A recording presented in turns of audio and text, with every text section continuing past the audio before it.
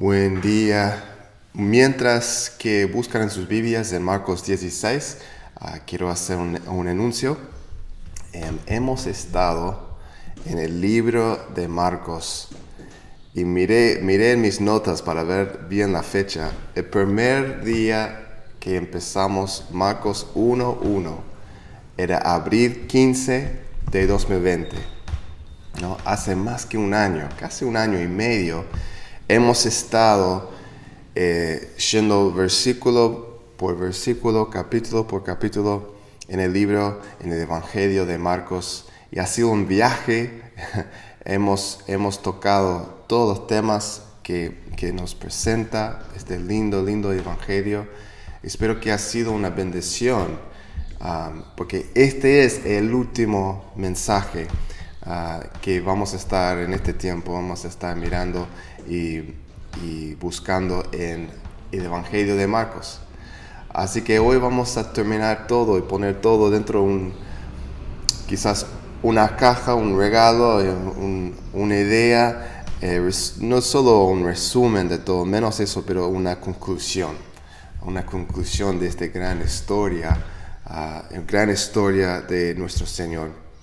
Espero que haya sido una bendición y que te ayude a ir más profundo en las palabras y ver las grandes verdades que podemos sacar de ir profundo y mirar quizás cosas que has escuchado muchas veces, que Dios siempre tiene algo para incentivar, algo para mover en nuestros corazones. Y eso es lo que deseo para hoy. Así que vamos a estar leyendo versículos 1 hasta 8. Y voy a explicar un poco por qué vamos a terminar en 8, porque uno puede decir, pero sigue por algunos versículos más, hasta 10 y 20, sigue, porque vamos a terminar en 8. Bueno, voy a explicar eso, pero vamos a leer. Hemos llegado al momento, Jesús está en la tumba, ya José y Nicodemo lo pusieron en un sepulcro. El mismo de José está guardado, está protegido, está muerto. Y pasaron el día de reposo y ahora está el domingo en la mañana. El primer día de semana, ya están abiertos todos los almacenes, los supermercados, ya estamos viendo a la gente, ya están trabajando. El día de reposo terminó. Pero vamos a ver qué pasa. En 16, versículo 1, dice así: Cuando pasó el día de reposo, María Magdalena, María la madre de Jacobo y Salomé, compraron especias aromáticas para ir a ungirle. Y muy de mañana, el primer día de la semana, vinieron al sepulcro, ya salido el sol. Pero decían entre sí: ¿Quién nos removerá la piedra de la entrada del sepulcro? Pero cuando miraron, vieron removida la piedra, y era muy grande. Y cuando entraron en el sepulcro, vieron a un joven sentado al lado derecho, cubierto de una larga ropa blanca, y se espantaron. Mas él les dijo: No os asustéis, buscáis a Jesús Nazareno, el que fue crucificado. Ha resucitado. Amén. No está aquí. Mirad el lugar en donde lo pusieron. Pero id, decid a sus discípulos y a Pedro, que él va delante de vosotros a Galilea. Allí le veréis, como os dijo. Y ellos se fueron huyendo del sepulcro, porque les había tomado temblor y espanto. Ni decían nada a nadie, porque tenían miedo. Vamos a orar. Señor, es lindo una vez más, nos llena de esperanza y gozo de leer la historia de tu resurrección, de ver que la tumba no fue el final, la muerte no fue el final de la historia. Y queremos entender el temor y el temblor de las mujeres. Los discípulos, los primeros que habían llegado a entender y darse cuenta de las verdades, el evangelio más hermoso, las buenas nuevas, encontrar la verdad que Jesús venció la muerte, que fue resucitado. Queremos entender lo que significa para nosotros esta mañana. Queremos contemplar este momento en la historia y queremos, Señor, aplicarlos a nuestra vida. Gracias por el Evangelio de Marcos, un evangelio muy especial dentro de los 4 evangelios que tenemos. Es un evangelio muy especial y queremos entender y contemplar su propósito, su fin y lo que quiere impulsar y la invitación que nos está dando ahora en este momento, una invitación especial, una invitación individual, una invitación que queremos responder bien. Señor, entregamos este tiempo en el nombre de Jesús. Amén.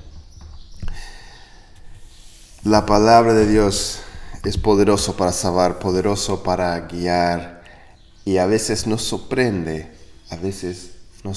lo que dice. Yo dije que hoy es el último mensaje de Marcos y terminamos con versículo 8, aunque sigue por varios versículos más hasta 20. Y quiero explicar, antes que seguimos, por qué voy a hacerlo y por qué pienso que es lo mejor para ahora, para este momento. Si en algunas Biblias van a tener marcado en este momento que lo que sigue en la Biblia no estaba encontrado en las copias más antiguas que tenemos. Es decir, en algunas de las copias más viejas del libro de Marcos, que venían de África, de Egipto, de esa área, esos libros, copias que habían sido hechos, los más antiguos que tenemos, no tenemos el final de últimos versículos de Marcos, no están en esa copia. Termina en 8. Después encontramos el final de Marcos en otras copias, entonces quedó ahí como una parte de la Biblia. Entonces hay varias razones porque puede pasar que las copias más antiguas, más viejas, no tenían el final de Marcos. Algunos dicen quizás fue perdido, que fue perdido en el sentido que en esas copias no añadieron por una razón. Y entonces esa da razón por lo que porque no está. No me convence eso. Y lo que me da cuenta es que si Marcos terminaba así, algunos dicen hasta que algo pasó que Marcos no podría terminar su evangelio y quedó así, ¿no? Y yo no creo que esa es verdad. Eso me parece que él mismo terminó el libro en esa forma. Y lo que pasó es que si él terminó el libro en esa forma, más adelante aquellos que copian el evangelio en los años después decidieron añadir un final, porque dentro de eso tiene más sentido, porque querían mirar, y nosotros podemos mirar, y termina en versículo 8 diciendo: y ellos se fueron huyendo del sepulcro, porque les había tomado temblor y espanto, ni decían nada a nadie porque tenían miedo. ¿Qué forma de terminar el evangelio? Ni vemos a Jesús resucitado, ni lo vemos. El ángel dice que está resucitado. El ángel dice que va a encontrarlos en Galilea, pero no lo hace, no lo vemos acá en el texto. Entonces algunos podían ver acá diciendo: esta está incompleta, termina mal. Tenemos que ver la gran momento que Jesús manda a sus discípulos predicar a todo el mundo. Entonces puedo imaginar por qué alguien podría añadir. Y también supuestamente algunos dicen que el estilo de escribir cambia. En versículo 9 es otro estilo que parece que no ser la misma persona que escribió los otros versículos anteriores. Y por esas razones y otros, no quiero entrar todo el tema, es un tema que uno puede entrar, hay mucho debate, pero la mayoría hoy en día de los que estudian, me enseñaron en el mismo seminario donde iba en Estados Unidos, que este probablemente no es, que el versículo 8 probablemente es el final original de Marcos. Y quiero decir lo que me convence es que este final cabe perfectamente en la forma en lo que Marcos quiere hacer, en el propósito de su libro, y eso es lo que quiero mostrar. Y espero que en el final del mensaje hoy podemos entender y ver por qué Marcos terminaba su mensaje, su libro así, y qué está haciendo, por qué lo hizo eso. Eso es lo que vamos a ver. Entonces, Marcos 16, 1 hasta 8, es un llamado a seguir en pos de Cristo resucitado. Este es un llamado de seguir a Jesús. Este es para nosotros. Y voy a explicar por qué este fin de este evangelio, de terminarlo así, es la manera perfecta de llamar a nosotros a seguir a Jesús como sus discípulos. Así que primeramente vamos a ver cómo termina el evangelio de Marcos. Vamos a ver otra vez el texto y quiero concentrar en las mujeres, porque eso es donde Marcos va a concentrar el final de su libro, en las mujeres, en sus acciones y en sus emociones también, cómo se sentían, qué experimentaban en este momento siendo testigos de la resurrección de Jesús. Bueno, vemos que hubo un trabajo que no había terminado, ¿no? En versículo 8 o versículo 47 de 15 dice que María Magdalena, la otra María, estaban mirando dónde pusieran a Jesús, porque José y Nicodemo preparaban el cuerpo de Jesús para estar en su tumba, pero no terminaron todo, no podían ungirlo, no tenían tiempo, estaban apurados, no tenían tiempo de bendecirle, de ungirle con perfume, y fue una costumbre, no tenía nada de valor en el sentido de que el cuerpo tenía que tener eso, si no algo malo iba a pasar. No, era un acto de devoción, de honor hacia la persona. Era una manera de mostrar cariño al cuerpo que era parte de esa persona. El cuerpo era importante para ellos. Así que estas mujeres se están levantando en la mañana, primer momento que podrían ir a conseguir el perfume, las especias aromáticas, como dice acá, compraron porque estaba todo cerrado el otro día, y ahora es el momento que ellos pueden ir al sepulcro. Y el momento de saca el sol, están saliendo. Estas mujeres tenían una devoción total a su Señor.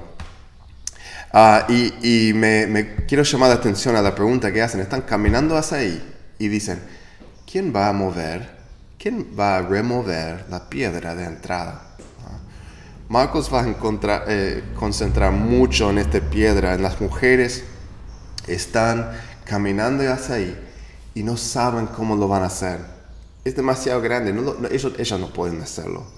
Y si está cerrado, ¿quién va a tener capaz? ¿Quién va a estar ahí para abrir la tumba, para que ellos puedan hacer lo que quieren hacer? No tienen un buen plan. No han pensado mucho estas mujeres sobre cómo lo van a hacer. Y uno puede mirar acá y decir, qué lógico de hacer algo así, qué mal planificado, qué mal, falta orden acá, tenía que saber, tenía que tener un plan. Y te quiero decir que a veces aquellos que planifican todo, aquellos que tienen que tener todo ahí bien marcado para hacer cualquier cosa en la iglesia o afuera en su vida, a veces esa viene de un raíz, no de fe, pero de control, de pecado. Estas mujeres fueran y tenían la fe de devoción de hacer algo simplemente porque era para Jesús, sin entender exactamente cómo lo van a hacer, sin tener garantía que no iba a ser completamente un fracaso, sin entender, quizás compraran las cosas, gastaran la plata y fueran sin saber si iban a tener éxito. Eso es devoción, y ese es el tipo de fe que Dios desea de nosotros a veces. Que nos tiramos a hacer algo sin saber si vamos a tener éxito. Si tiramos a hacer algo simplemente por el hecho que es devoción y honra a nuestro Dios. Eso es lo que mostraban estas mujeres. Aunque no entendieran cómo iban a hacerlo, lo intentaran. Salieran de su casa. Tenían la valentía y el deseo de hacerlo. Y estas mujeres terminaban siendo, por esa devoción, por eso ese coraje, por esa adoración que tenían en su corazón, sin entender si lo iban a tener capaz de hacerlo, eran primeros testigos de la resurrección. Y quiero hablar brevemente de eso, porque no es el enfoque que quiero hacer, pero muchos han hecho enfoque acá, o han hecho el argumento que tiene bastante fuerza. El argumento de que si la resurrección es un invento, ¿tá? Si Marcos y otros discípulos inventaran esta historia, no lo iban a inventar poniendo las mujeres como los primeros de llegar. Lo iban a tener Pedro o Juan o otro discípulo, o hasta José o Nicodemo iban a ser las personas que iban a inventar para ir y ser testigos de la resurrección. Porque una mujer en aquel tiempo no tenía la misma fuerza de dar testimonio, no tenía la misma fuerza de un hombre. Las mujeres no estaban elevadas en la cultura así. En un juicio, el testimonio de una mujer no valía como lo de un hombre. No lo iban a querer. Iban a decir, no iban a tomar en serio. Lamentablemente era así. Entonces, si uno está inventando y quieren traer a otra persona diciendo, esta es verdad, no lo ibas a traer un testigo que ya en esa cultura la iban a por sí desconfiar.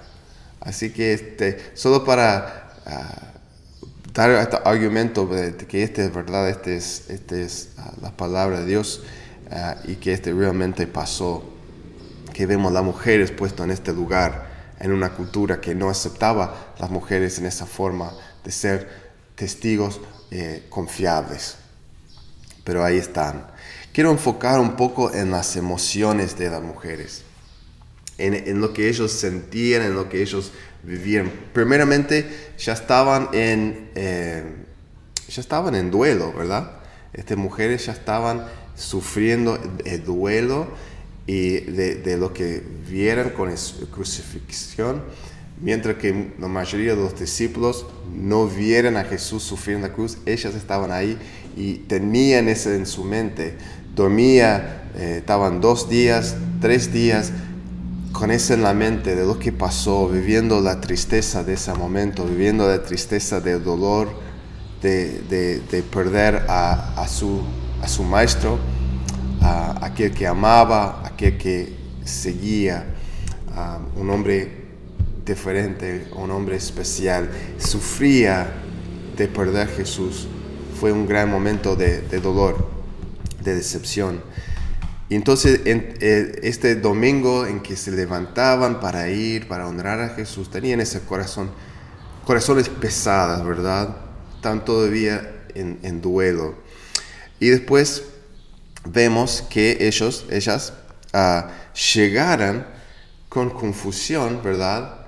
De ver ya lo que la preocupación que tenía. Están en duelo y están preocupados. ¿Cómo vamos a mover la piedra? Llegan con la confusión de ver la piedra ya movida, y entran y ven un ángel. No dice un ángel, acá dice un joven, que voy a hablar un poco de lo que significa eso. pero vieron un joven y dijeron que espantaran. Esta palabra espantaran es muy interesante, que es la misma palabra que aplica en versículo 14, en capítulo 14, cuando Jesús estaba en el jardín sufriendo, antes en oración sufriendo, en la previa de su pasión de la cruz, y fue la misma palabra, una palabra de angustia, de estar no un temor, como decimos, que están temblando en temor, pero de alarma, de un temor intenso, de angustia, de no entender lo que estaba pasando y sufriendo en frente de eso. Fue un momento de que ellos realmente sufrieran. Y la palabra que usaron acá, espanto. Y mezclado con todo eso era la gran noticia, ¿no? Puede ser, Jesús resucitó, no está acá. ¿Qué está pasando? Y no dicen que tenían esperanza o que estaban felices. En todo eso, dice en versículo final 8, dice, y ellos se fueron huyendo, ¿no? Porque les habían tomado temblor y espanto. Ni decían nada a nadie porque tenían miedo. Fue un gran momento que no esperaban. Y fue tan grande la esperanza que se asustaron. Estaban en la presencia de algo increíble y les llenaban de piel de gallina, de espanto, de temblor, de silencio, como ni podían hablar, estaban calladas, se fueron de ahí huyendo. Y eso eran las emociones. ¿Por qué Marcos va a enfocar tanto en las emociones y en la grande sentimiento fuerte que tenían esas mujeres? ¿Por qué enfocó en eso tanto? Bueno, vamos a ver más adelante, pero quiero hablar de la declaración de este joven, ¿no? Él tiene una declaración y quiero enfocar un poco lo que significaba eso. Esta declaración, Jesús ha resucitado, ¿no? Otra vez quiero leerlo exactamente lo que dice. En versículo 5 dice, y cuando entraron en el sepulcro vieron a un joven sentado al lado derecho, cubierto de una larga ropa blanca, y se espantaron. Mas él les dijo, no os asustáis, buscáis a Jesús Nazareno, el que fue crucificado, ha resucitado, no está aquí. Mirad al lugar donde lo pusieron. El gran anuncio, Jesús ha resucitado. Y vi un comentario de este texto que decía que este está un poco mal traducido generalmente. No es decir que Él resucitó, es decir, en la forma que está escrito de verbo, es mejor decir que ha sido resucitado. Es decir, que Dios lo levantó, que Dios se levantó a Jesús. Y esto es importante, es un detalle. Parece que es lo mismo, Jesús resucitó o ha sido resucitado, es lo mismo. No, hay una diferencia que es importante notar. En Romanos 4:25 dice Jesús que fue entregado por causa de nuestras transgresiones y resucitado para nuestra justificación. Fue castigado por nuestras rebeliones, fue crucificado en la cruz y resucitado para justificación. Es decir, y vemos en Marcos 10 y vemos constantemente en respecto a lo que significaba la cruz, lo que significaba el sacrificio de Jesús. Estaba dando su vida en propiciación, estaba dando su vida en sacrificio por nosotros, por nuestro pecado. Estaba tomando sobre él y pagando ese precio, esa deuda. Y cuando murió, antes decía, terminado está terminado. Rompió el velo en ese momento. algo pasó en ese momento real, algo pasó verdaderamente en los cielos, en la galaxia, algo cambió en ese momento. Y lo que vemos en la resurrección es la gran afirmación de Dios, que ese regalo, ese sacrificio, ese momento fue aceptado por Él. Ese fue aceptado por Él, por Dios. Dios estaba anunciando al mundo, primeramente a esa mujer, la buena noticia, diciendo, lo que Jesús hizo en la cruz, yo acepto. Los pecados del mundo ahora están satisfechos. Mi ira está satisfecho en la cruz, en lo que Jesús hizo. Está hecho. Esta es la gran declaración, es la gran esperanza y declaración que encontramos en la resurrección de Jesús. Y lo que estaba anunciando este ángel. Interesante cómo, qué palabras usa Marcos. Todo es con propósito. Porque como describe el ángel que da este anuncio, dice un joven, ¿no? ¿Por qué no dice un ángel, no sé, de rango, no sé qué, ahí? No, dice un joven sentado.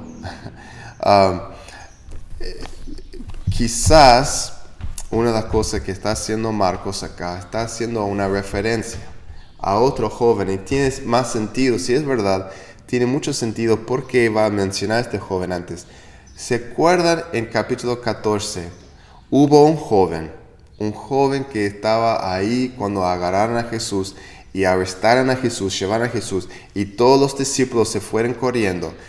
Se mencionó, Marcos, un joven que no tenía nombre, pero un joven que estaba ahí y estaba vestido de túnica, ¿no?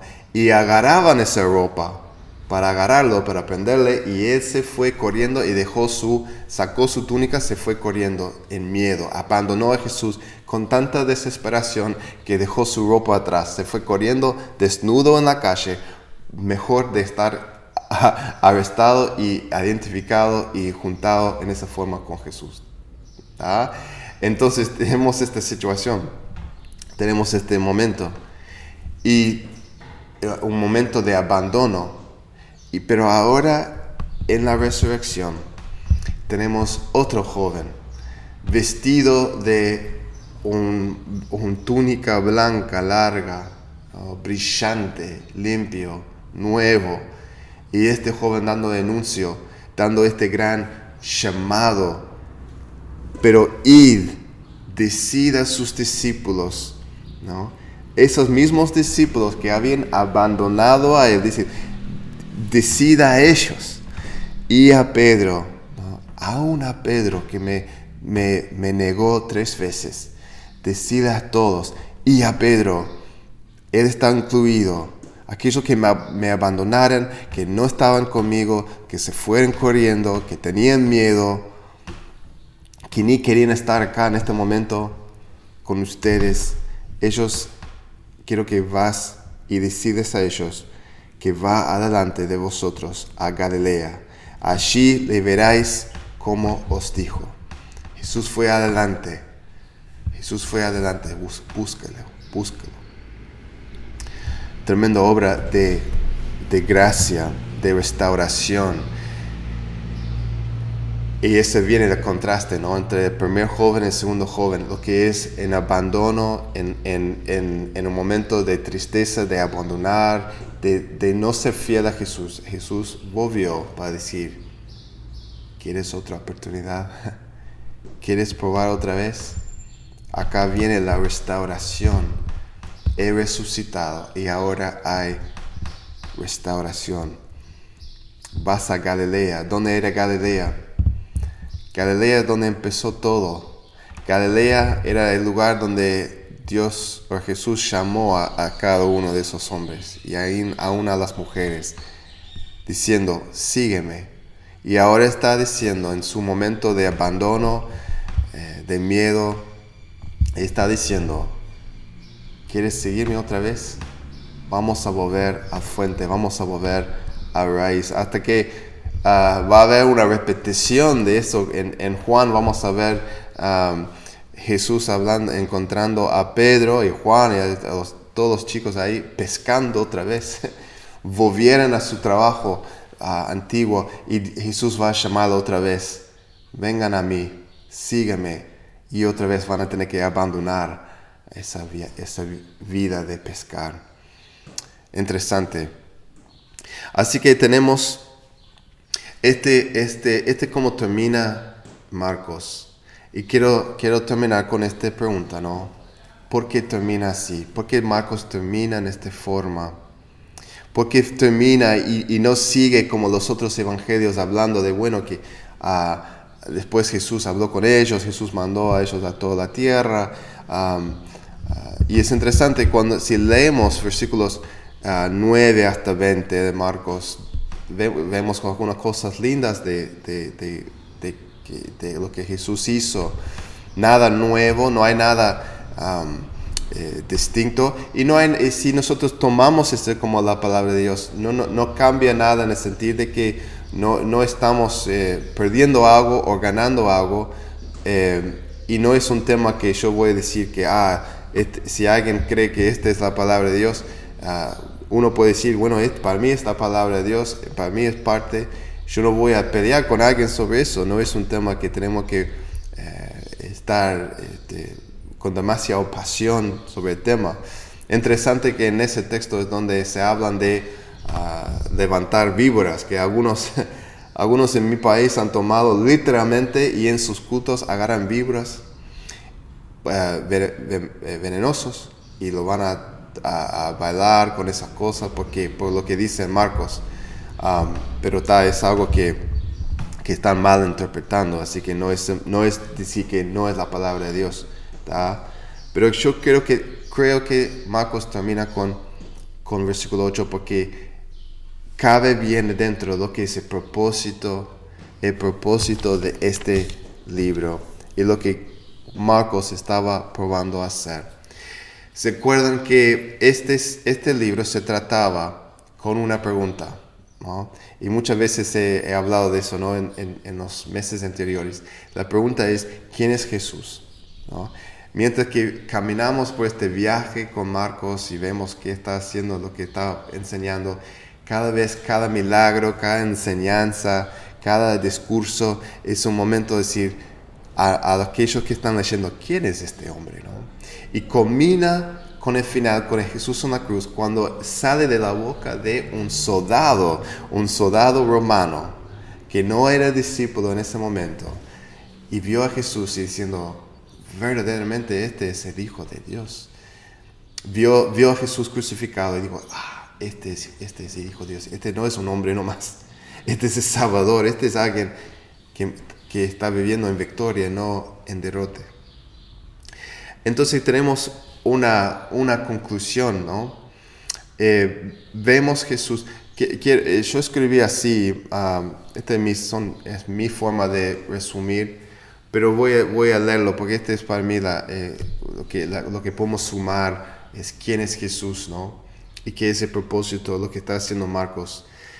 El Hijo de Dios bajó del cielo y se entregó en una cruz como propiciación por los pecados del mundo. Murió y en el tercer día revivió.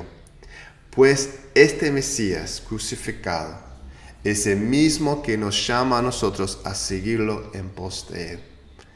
Este mismo hombre, cuando vemos quién es Jesús, es el Mesías y es el Mesías crucificado por el pecado del mundo. Y después es la parte que quiero enfocar ahora, que nosotros somos llamados a decir en pos de este Mesías crucificado. Ese es el gran punto de Marcos. Y Marcos, en cómo termina, en Marcos cómo habla, está haciendo una invitación a seguirle. Y está haciendo una invitación especial de seguir a él, en pos de él, en la forma que él caminaba. Antes, en Marcos 8, vemos en otras palabras este llamando Jesús a la multitud y a sus discípulos. Les dijo, si alguien quiere venir conmigo, niéguese a sí mismo, tome su cruz y sígame, porque el que quiere salvar su vida, la perderá, pero el que pierda su vida por causa de mí, del Evangelio, la salvará.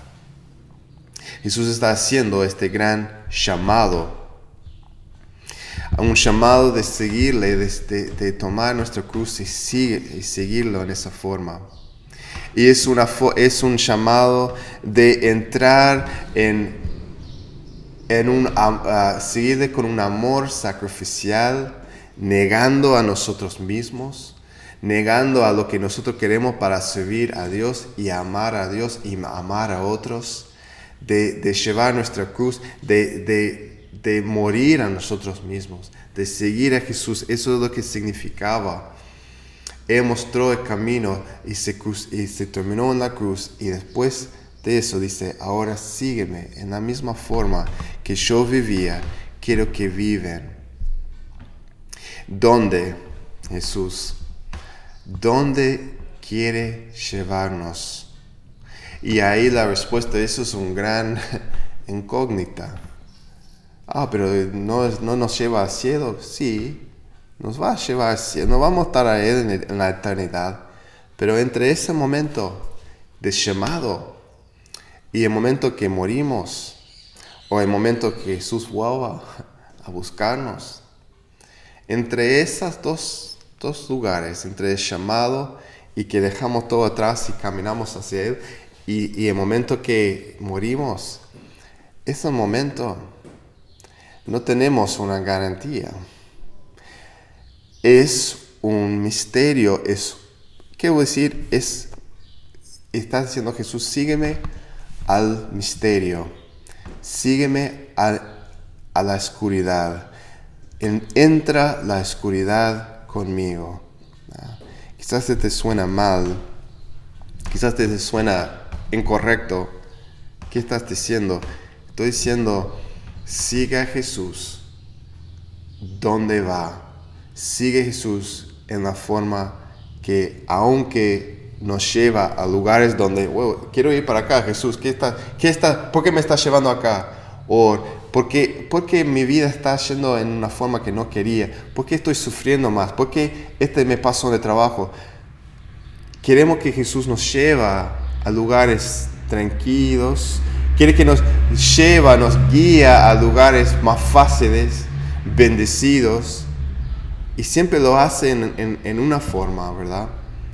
Pero la vida siguiendo a Jesús es una aventura.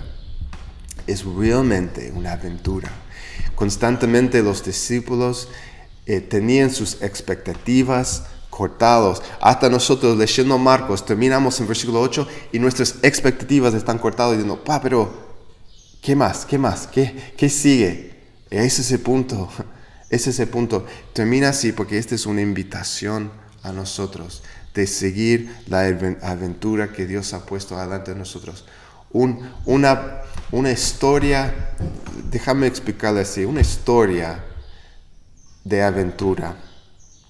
Un libro, una historia grande, épica, una drama grande, siempre empieza bien. O empieza en una situación y algo pasa a protagonista, ¿verdad? Algo pasa al protagonista de una historia. Algo pasa difícil, un crisis, algo que afuera de su control, un desafío, una montaña. Y llega un momento de lucha, ¿no? Y dentro de la historia, dentro de la aventura, va a haber desafíos en que se cae. Y siempre generalmente las historias así terminan.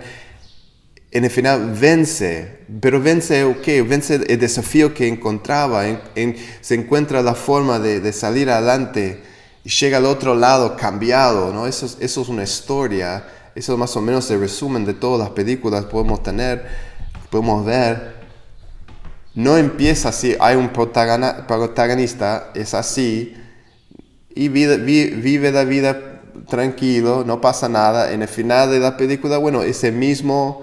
La protagonista en el final de la historia es el mismo en el principio.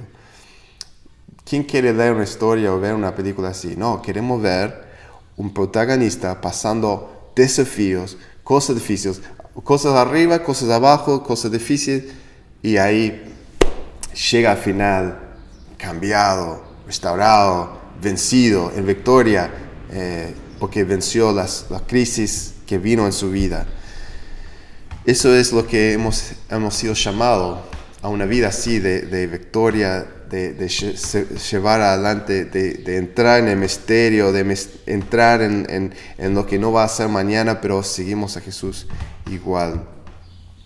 Entonces, esta es quiero confrontar un poco las falsas expectativas que algunos van a tener cuando dicen, voy a seguir a Jesús, ahora mi vida va a ser así y así, ahora mi vida va a ser de acá adelante en tal forma bendecida que voy a ser victoria a victoria. Y quiero decirte, si alguien entra así pensando que siguiendo a Jesús significa que va a ser todo rosas, todo lindo, todo sin problemas, muchas de esas personas se caen, se dejan, porque no están dispuestos a seguir a Jesús. Quieren tener una vida tranquila, y una vida tranquila muchas veces no es siguiendo a Jesús. Una vida tranquila es quedado, pero no es una vida bendecida, no es una aventura, es aburrido. Y realmente aprecio a los jóvenes y grandes y niños que están dispuestos a decir, yo quiero seguir a Jesús, viene lo que viene, hasta los confines de la tierra. Y cuando caigo, yo sé que voy a escuchar la voz de mi Jesús diciendo, vaya a Galilea otra vez, vamos a probar otra vez, vamos al principio. En la Biblia muchas veces vemos libros terminando en una forma como chocante, como Jonás, por ejemplo. Jonás termina en una forma, si leemos Jonás, termina con una pregunta, es decir, y la pregunta termina en esa forma para que ahora dirige el tema hacia nosotros. Cuando un libro termina en una pregunta termina con duda, es con un propósito. El propósito cuando termina el libro así es dirigir el pensamiento y el tema hacia las personas y para decir, ¿y ahora qué hago yo? ¿No? Generalmente es una invitación, y eso es exactamente lo que está pasando. Marcos termina así, con las mujeres huyendo en temor, sintiendo las emociones, sintiendo todo lo que estaban pasando, porque es una invitación a nosotros. Quiero hacerlos acordar de quién recibió este mensaje de Marcos. ¿Quién eran los primeros de recibir? Eran hombres y mujeres en Roma, más probable, hombres y mujeres que habían sido en momentos de persecución, habían quizás sentido las emociones que las mujeres están sintiéndose, de espanto, de ver seres queridos muriéndose en la cárcel. Seguramente muchos habían negado y habían ido atrás, hasta quizás algunos eran traidores contra la iglesia, apuntando el dedo, ahí están en esa casa, ahí están, se juntan a tal hora, y están escondidos, están con miedo, están a veces quizás diciendo, vale la pena. Y esta es una invitación a ellos. Ven al final del libro los discípulos de Jesús en ese estado, diciendo, esta es parte de la aventura, esta es parte del proceso.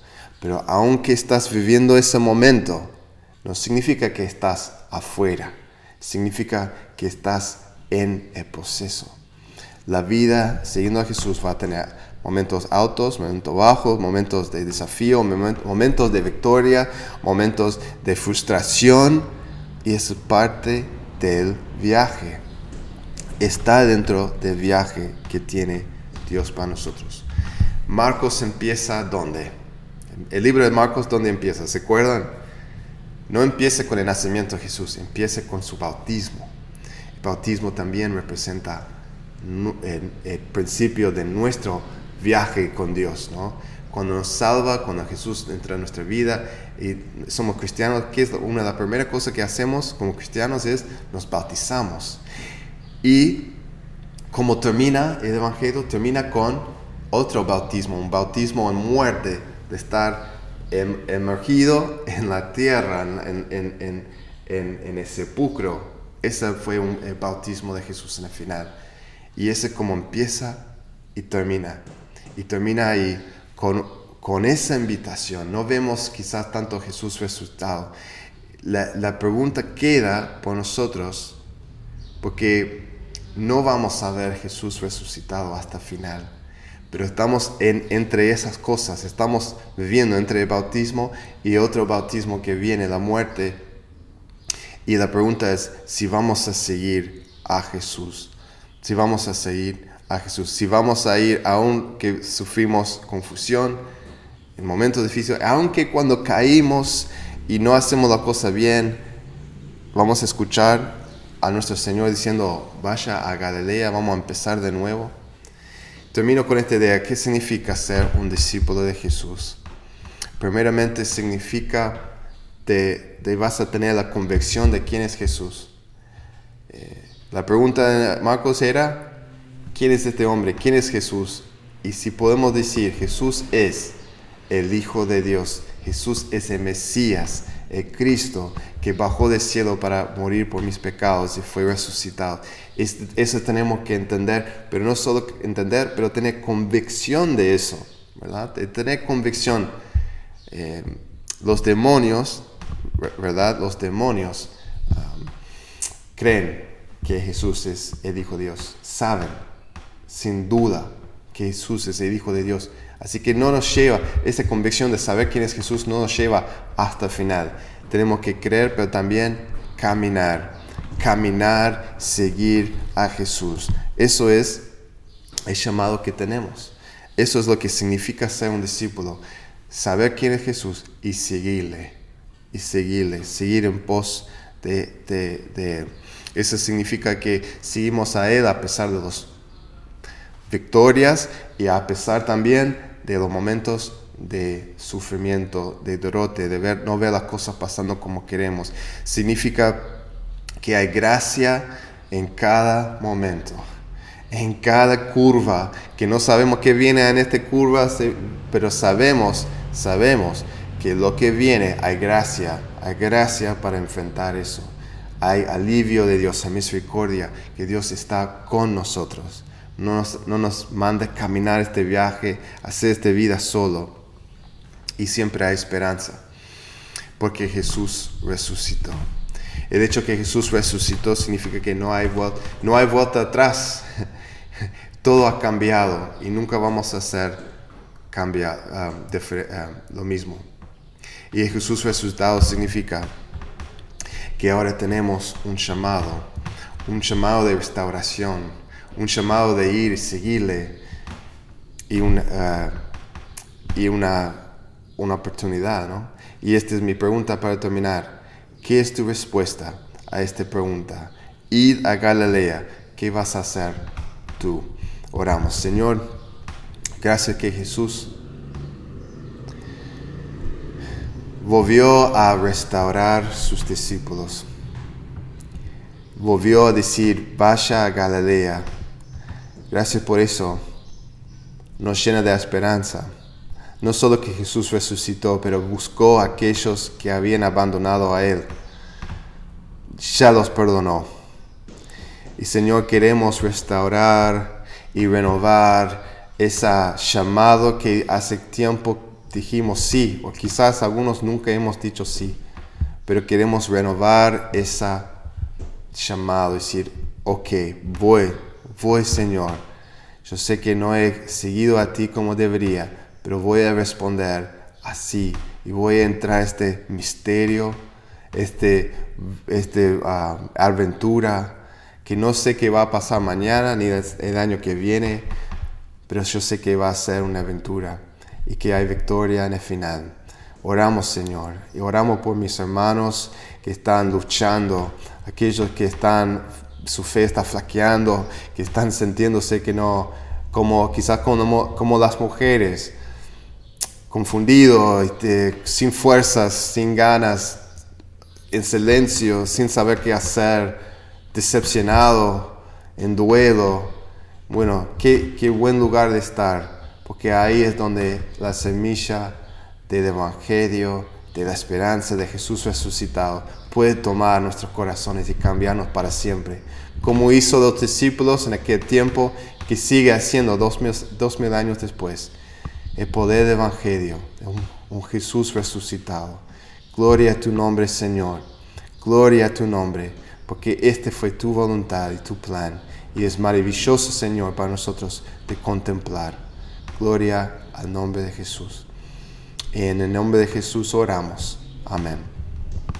Bueno, hermanos, que Dios les bendiga grandemente y que sigas diciendo sí a Jesús como alguien que vamos a seguir, vamos a adorar, vamos a buscar en las buenas, en las malas. Vamos a entrar en esta vida y vamos a seguir caminando un paso adelante a la vez, un paso a la vez. Amén. Bueno, muchas bendiciones para todos y nos vemos la próxima vez. Chao.